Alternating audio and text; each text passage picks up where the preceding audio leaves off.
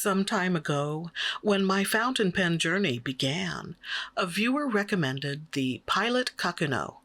It's taken a year, Kelmel 70, but I've now got my hands on one. Hi, I am Irene, and this is New Fountain Pen Day. Pilot is a Japanese corporation, and their products have a reputation for high quality, reliability, and consistency. While this particular product seems to be marketed toward youths and beginners, its appeal reaches beyond the entry-level category. I've seen quite a few pen tubers rate it very highly as a solid go-to pen. So I approached the Kakuno with expectations, not to mention fumble fingers. Yes, it took me a while to get the package open, and yes, it's painful to watch. And this is the edited version. I like that there's an attractive instruction pamphlet included. With its simple graphics, it's pretty easy to understand. Although there is no converter included, there is a single ink cartridge. It has a medium nib wearing a smiley face, full of encouragement. The body is completely clear from barrel to grip to cap. See-through pens like this are called demonstrator pens, and I guess I have a thing for them. I mean, how cool is it to see what's all going on in there? I expect it's something I'll move on from eventually. Pilot offers a couple of converters that will fit this pen, and that is the Con 40 and the Con 70, which are about $6 and $12 respectively. I'll get one of those at some point, but for now it's Cartridge City for this Kakuno.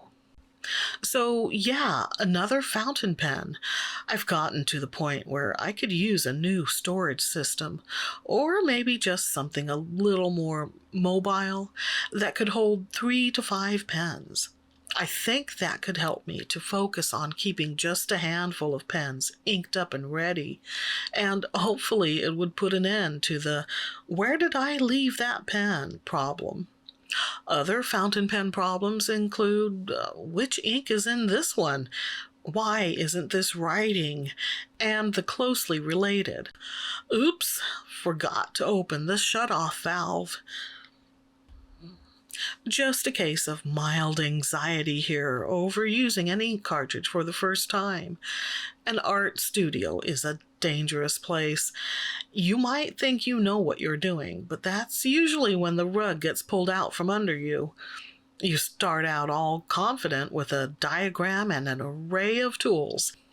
The next thing you know, you're crying with a staple in your forehead. Apparently, I suck at cartridges because I didn't squeeze it enough to thoroughly saturate the feed. At first, I thought, oh, this isn't black, it's gray. No, I simply needed to give the cartridge another good squeeze or two. Once that happened, all of my problems were solved. For this session, anyway. Trying to get last week's ink stain out of fabric is a whole nother problem. I couldn't find much ink information on the cartridge packaging. My best guess is that it's Pilot's Black from their Namiki line. I think that's their basic ink series. It seems to be somewhat water resistant, although my initial test was on a weak ink flow sample. I tested it again just now off camera.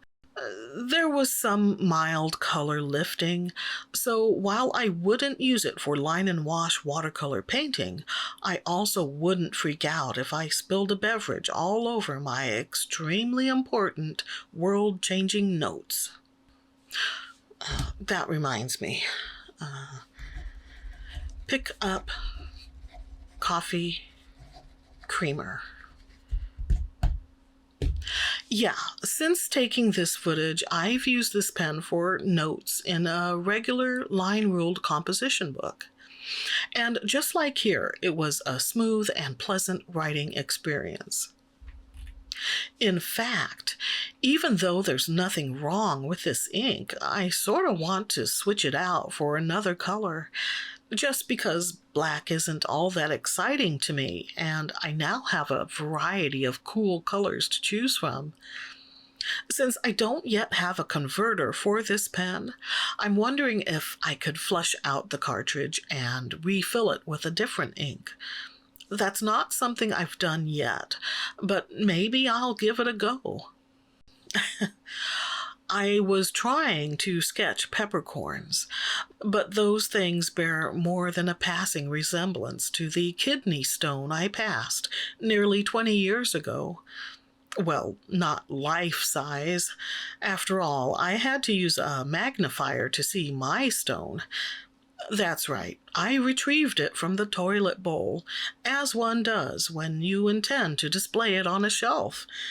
Only an item barely larger than a grain of sand isn't very impressive. Wait, you moaned and groaned over this? Hey, when it was inside, it felt like a lava monster with claws. It was like 1 or 2 millimeters. I don't recall exactly. Metrics isn't my jam. That's one reason why I'm not a structural engineer. Instead, I draw peppercorn/kidney stones on notebook paper with a smiley face nibbed fountain pen. Because life choices. Speaking of life choices, as a child I sometimes ate cottage cheese, but always with canned fruit of some sort, such as peaches in syrup. In my mind, that was how it was supposed to be done. Well, time spent with producer Mike has broadened my culinary horizons to the point that I now eat cottage cheese with a spoonful of jam and a sprinkling of salt and freshly ground black pepper. See, it ties in. We go through a lot of black pepper. It goes well with just about everything, which makes sense considering that the word pepper covers a lot of territory. Black pepper, bell pepper, chili pepper, cayenne pepper, and it's not easy narrowing it down through context because it all falls under the food umbrella. In other words, if someone says they peppered up your plate, you could be in for a surprise. In this video, as in the last few pen and ink logbook sessions, I demonstrated on 4 different papers: an Apica CD notebook, a Rhodia reverse book, a Clairefontaine basic notebook, and a handmade Tomoe River notebook. The process is not particularly grueling, but it's also probably unnecessary. If I get any more types of paper, I'll need to be more selective about which ones I use in these sessions. Perhaps reduce it down to 3 or 2. What do you think? But back to my kidney stone. I was driving along and the pain was making me nauseated. This was before I knew what it was. So I pulled over, got out, and puked all over the gravel. Well, it turned out that I'd picked a bad spot in front of an industrial business of some sort with a gated chain-link fence. While I was still wiping my chin, an attractive young man stepped out of his semi-truck and came rushing to my side, saying, "Ma'am, could you stop barfing for a moment and move your car? I've got stuff to transport." The nerve! No woman wants to be addressed as ma'am unless she qualifies for senior discounts. Maybe not even then. Not to mention, I wasn't near being finished. Actually, he wasn't that heartless. He did offer to move my car for me, after all. But one can only take so much humiliation, so I went on my merry, gagging way. I wish I could have said, "And that's how I met producer Mike." Wouldn't that make a cute story?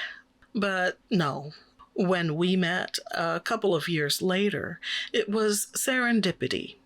literally, because it happened where I worked at the time. A boutique gifts and collectibles shop named Serendipity. We bonded over a mutual love for Halloween. If you're a longtime viewer, you may know how much I like my nail polish, so you won't be surprised to hear that recording these recent sessions with bitten down nails was torture. Torture, I tell you. And there are like 2 more videos to edit before we can put this behind us. So there were a few firsts in this session. My first pilot fountain pen, my first medium nib, and my first time using an ink cartridge.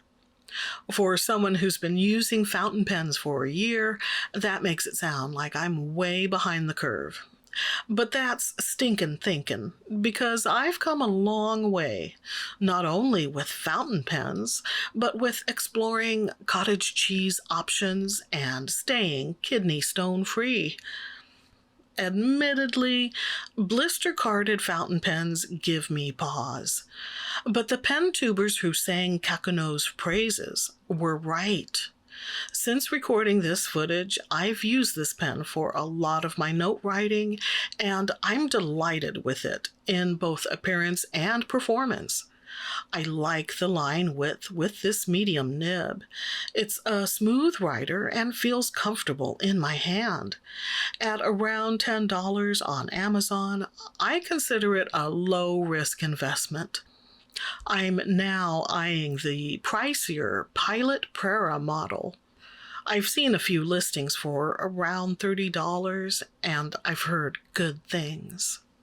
I'm happy to share these experiences, especially when they're positive ones with 0 ink spilled. Thank you for watching, and until next time, for goodness sake, stay artsy, my friends.